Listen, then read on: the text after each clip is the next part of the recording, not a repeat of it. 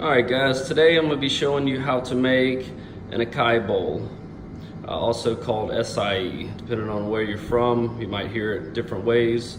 A lot of people in America call it Acai. In Brazil, it's called Acai. So basically what we're going to do here today is show you a few different ways. You can check out some of the different videos to see some of the other recipes.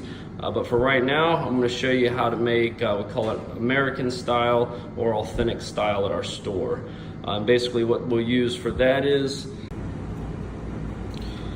1 part acai, whole pack, which is 100 grams.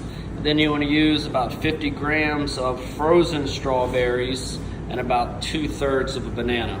You can use different types of sweeteners depending on your liking. Some like to use artificial sweetener, some like to use more natural sweetener. It doesn't really matter which one you use, just whichever one you prefer. And we'll go ahead and blend up the base here, and then I'll show you some of the ways to top it. All right, so at this point we do have our base. It should be about this consistency, kind of like a slushy consistency, not too thick, but definitely not runny. This is about perfect right here.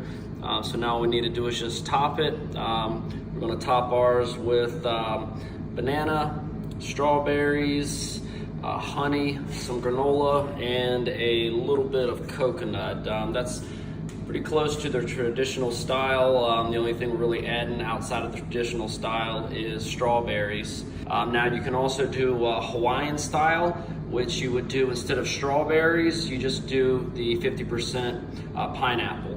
Now if you wanted to do a authentic Brazilian style, you would just use 2 packs of acai and a whole banana. And that's really the only difference between them. Now go ahead and top this off and let you see the final product. And there you have it, a complete acai bowl. Should take you about 2 to 3 minutes from start to finish.